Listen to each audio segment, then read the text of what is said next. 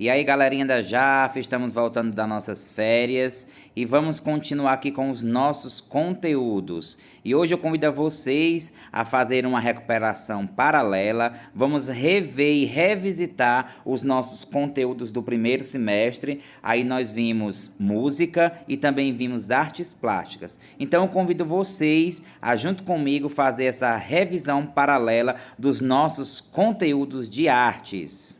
Nesse momento remoto, que nós precisamos realmente ficar em casa, vamos fazer essa revisão paralela para vocês e que vocês continuem bem. Em breve estaremos juntos em mais uma aula. Se liga aí que é hora da revisão! E aí, galerinha da JAF, bom dia, boa tarde, boa noite, tudo bem com vocês? Professor Herberson, professor de artes. Vamos aqui começar mais uma videoaula dos primeiros anos. Peguem aí e abram na página 24 para a gente começar a fazer a nossa leitura. Eu começo a leitura e vocês acompanham de casa, beleza? A música é considerada por muitos estudiosos como a arte do tempo, ao contrário das artes visuais, como a escultura, que são artes que existem no espaço. Isso deve-se ao fato de a música ser a arte que precisa do passar do tempo para ela acontecer. Toda música apresenta uma duração, que pode ser medida desde uma canção de 3 minutos, feita para uma rádio, até mesmo uma sinfonia de 1 hora, para ser executada em uma sala de concertos. Assim, para ouvir uma música, precisamos de todo o tempo de sua duração. Porém, pessoal, além de considerar a música como uma arte de duração, é possível entendê-la também como uma arte do espaço, como será estudado nesse capítulo ao tratar de ondas sonoras. O físico Hertz, 1857-1894, desenvolveu um modo de medir as vibrações produzidas por fontes sonoras em relação a determinada quantidade de tempo. Determinou-se também que uma variação por segundo seria denominada de 1 Hz. O número de vibrações por segundo é a frequência do som.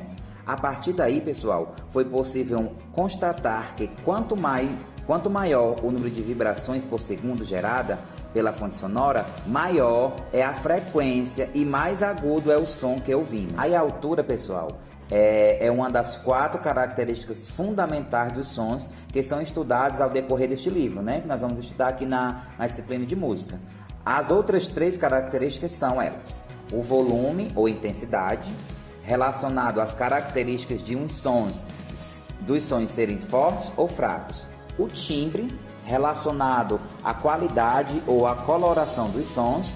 A duração, relacionada às características dos sons serem longos ou curtos. Abram o livro de vocês na página 120 e vamos começar o nosso capítulo de hoje, Imagem e Poder, onde nós vamos falar um pouco sobre a imagem na pré-história, a imagem na antiguidade e a imagem como subversão. Acompanhe a leitura aí na página 121. Acompanhem comigo. É comum ouvir a afirmação que uma imagem vale mais que 1000 palavras.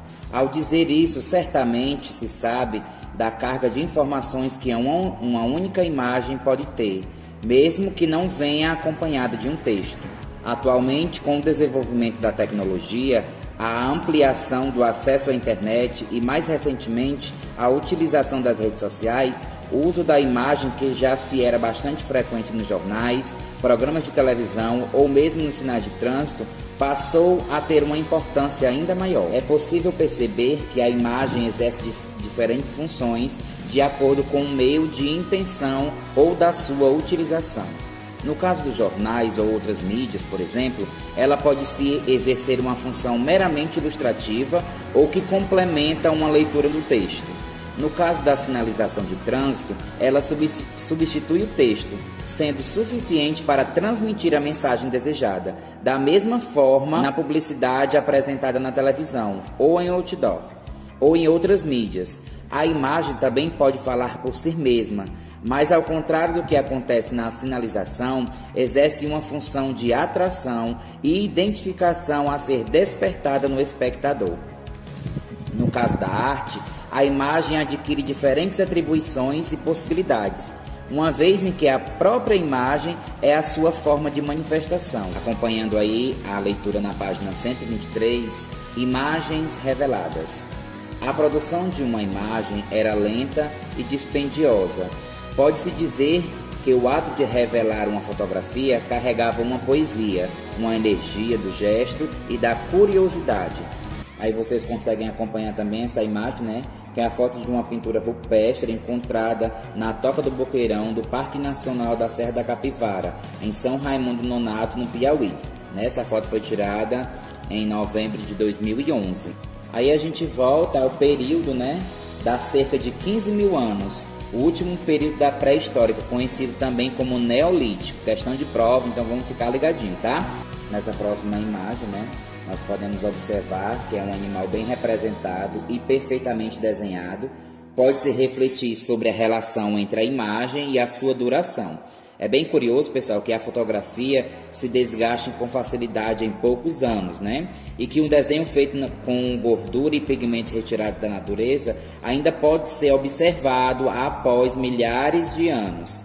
Essa foto aí foi pintada, né, há 15 mil anos antes de Cristo, que representa um bisão da caverna de Altamira, da Espanha, como vocês podem observar aí.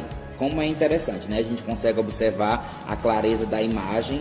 Esse desenho foi pintado há muito tempo, mas ele consegue preservar, a gente consegue entender totalmente a imagem. Como vocês podem ver nesta figura aí, né? É uma foto da réplica da pintura rupestre mostrando cavalos, rinocerontes, aurochs nas paredes no projeto da Caverna Ponte d'Arc, né? Inaugurada em 2015, que replicou e recriou parte da caverna original, né, na foto de junho de 2014.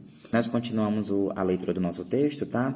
Talvez a exploração de criatividade que vemos nas paredes dessas cavernas tenham sido inspirada em parte pela profundidade e pela escuridão, ou melhor, pelo jogo de luz com as trevas. Já vendo pela uma estrutura mais teocrática, a natureza religiosa direcionava o poder instaurado, né? Sendo assim, todos os poderes que encontravam no Egito Antigo, nessa época, estavam concentrados na imagem do faraó. O chefe político aceitava como representante de uma divindade, né? Chegando à condição de divindade encarnada.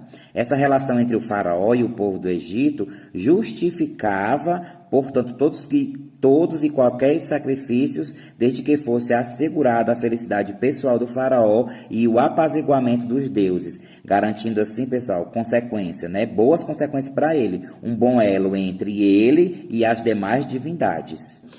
Até agora foi possível observar um lugar ocupado pelas imagens em vários períodos históricos, passando pelos povos primitivos, pelo Egito e Grécia Antiga, conhecendo um pouco da sua respectiva forma de expressão, para vocês fazerem a leitura lá do livro e acompanharem as atividades que nós vamos postar na próxima semana, certo? Permaneçam em casa, curtam, compartilhem, né, comentem o nome de vocês no vídeo para que a gente possa validar a presença de vocês.